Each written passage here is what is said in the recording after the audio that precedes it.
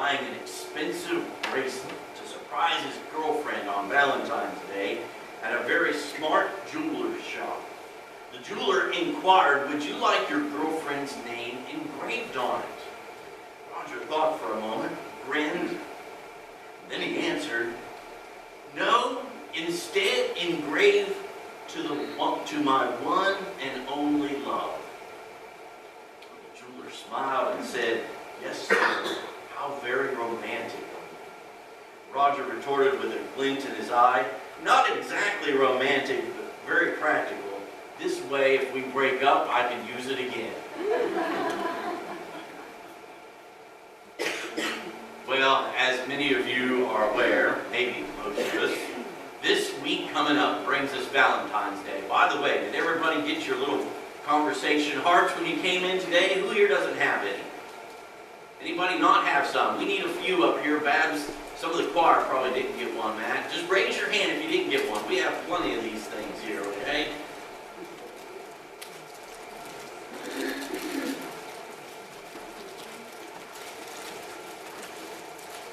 Now, I don't mind hearing these crunch while I preach. I just don't want to hear any teeth crack. All right?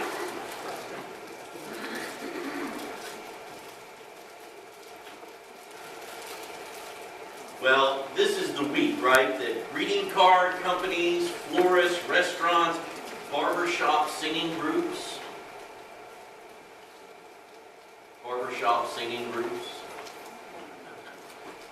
and getaway destinations are furiously working to appeal to couples of all ages, right? And if you want to know what the barbershop group can do for you, just look at the poster down there at the bottom of the steps. I think it would be fair to say that Valentine's Day reminds many folks, hopefully not too many, but there are some that do need reminded that relationships require work, not only one day out of the year. And one of those favorite treats that's been a mainstay of Valentine's Day from before I was born, I mean, it was around when Charlie Brown's Valentine's Day show came out, is conversation hearts, right? I still love these things, although they must be making them and printing them on something cheaper these days, because you're going to be lucky to find one you can read in these little packets. In fact, I think to save cost, they threw some in that they never even ran through the printer. But I'm hoping that you will be able to find one that maybe several even that you can read. And if not, we offer a money-back guarantee. Just go back to the basket and get some more. But as I prepared this message today, thinking of the big commands that Jesus is teaching about here, I thought, I think that some of these ideas could be translated into the front of a conversation card. So today, if you want to visually note each one, I might invite you to just maybe take one of those hearts and trace it on a blank area there of your bulletin. And we're going to fill in those. If you want to make 3 of them, we're going to fill in those hearts with a particular word from today's lesson. These we might call Jesus conversation hearts. I've never seen any of those, but maybe I should go into business. There might be a market out there for something like that. Well, the first one is be reconciled. Be reconciled. Relationships matter to our Creator. We are creations of a relational Creator, the Father, Son, and Holy Spirit, together creating Adam in God's own image. And not only Adam and Eve, but all of God's creation. And God said when He was finished, it is good. So it seems quite natural that God should care about relationships. Not only our relationship with God, but our relationship with each other. And I think it's most healthy for us to realize and to recognize that the hope and dream that is behind not only the commandments as originally given, but these teachings of Jesus is that we as human beings would flourish, made in His own image. God wants us to respect each other, to love each other, to see His own image abiding deeply within each of us. I read the story this week from Luther Seminary's former president, David Luce, who shared this story that had been shared with him. A colleague had shared this story about his 8-year-old boy. Actually, it was him. It was he who was 8 years old at the time. His name was Frank, and he started arguing with his sister, as only 8-year-olds can do. Well, before long, arguing turned into pushing and shoving, and soon enough, Frank and had his younger sister pinned to the ground with his fist raised up in the air. At that moment, his mother came into the room and told him to stop.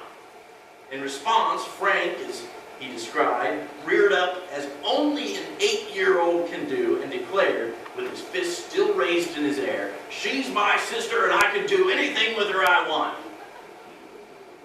At this point, Frank's mom swooped across the room, towered over him, and said, "She's my daughter. No, you can't." Well, the law of God is like that mother's law. The law is a gift to protect and care for God's children. Now, God's people were really good, pretty good, at following the letter of the law. And we are too. We can all too easily justify ourselves when thinking of the commandments. We haven't murdered anyone, for example. We haven't been accused of stealing too much. But Jesus is taking everyone's attention back to the basic and to the root origin of God's commandments, to see what is actually underneath the surface, holding this whole thing up from the very beginning. So, he says, first of all, it's not enough just to refrain from murder. We must also treat each other with respect, and that means not speaking hateful words to one another. We should never even get near the thought that we would hope that somebody else were dead. Jesus' alternative, reconciliation. So important is this to Jesus that it comes even before we come before God in worship.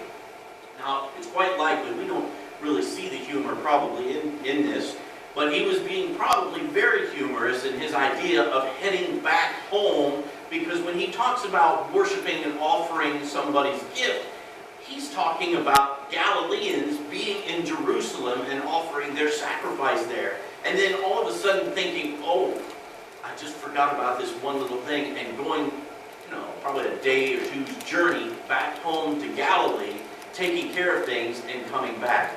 No, that would have taken several days and was really just a little bit of an extreme idea. Jesus' point is that we must live day by day, that we live in such a way that when we come before the Lord, there is nothing unreconciled between us and another person. We all know someone whom we could probably best describe as an angry person. They rarely, if ever, forget anything negative that's happened to them. Franklin Roosevelt's closest political advisor was a man named Louis Howe. I think I pronounced the name right, Louis, I think. Well, Mr. Howe, with some frequency, would be very rude and cruel to certain people at dinner or cocktail parties. And on one occasion, Eleanor Roosevelt asked, "Louis, why do you do that?" "Because," Howe replied, "he was once unsupportive of Franklin." "Oh goodness," Eleanor exclaimed, "I'd forgotten all about that." "I never forget," Howe snapped back. And that's just the way some folks go throughout life. They nurse and fester old wounds and hurts and allow them to become eventually just a cesspool of resentment and anger within their spirit. And that's why Jesus said, be reconciled. Let's keep our accounts short. So that's the first part. Reconcile. Let's look at our second part. Love and cherish. The discussion on adultery also stems from the commandments, thou shalt not commit adultery. But as with murder, Jesus says here, we must also go deeper than that. Jesus tells us we must be ruthless with our imagination to keep us from starting down even the road to adultery. And men, with Jesus, we in no way get off the hook here. There was much Jewish thinking in Jesus' day, and this is one of the crucial context pieces of what Jesus says here. Much of the thinking tended to blame women for sexual sins in his day. But Jesus puts the focus where it needs to be, right on the male, and the steps that we need to take, men, to avoid falling into temptation.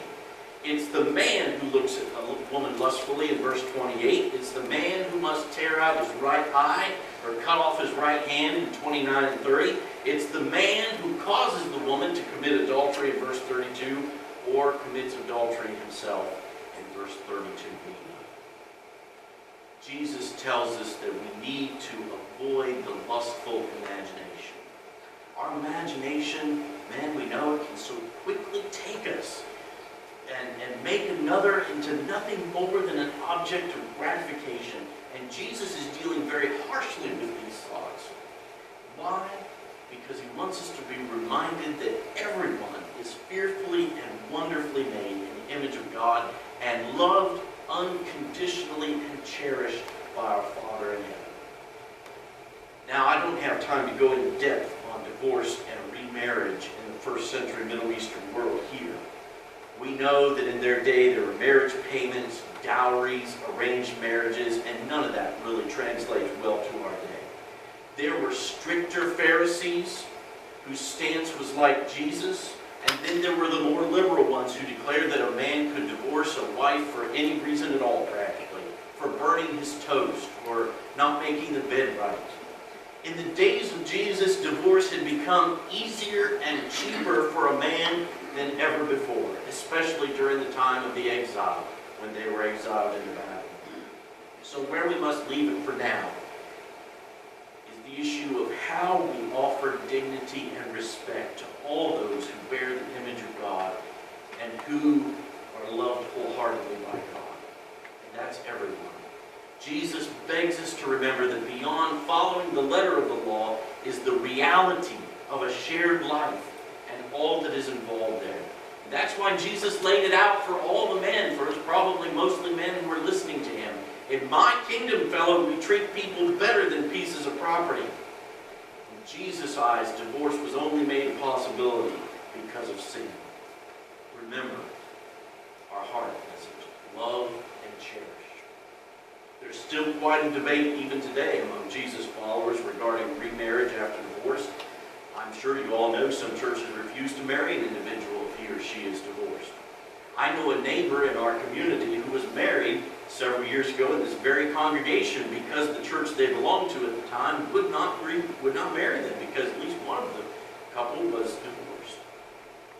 Our church does not refuse the marriage ceremony to those who have been divorced. We believe that through God's grace, all of us can find forgiveness and redemption for all that is past, divorce or anything, and find a new beginning. And I'm so saddened when I encounter folks who believe that because they are divorced, that they don't think there's a place for them in the church.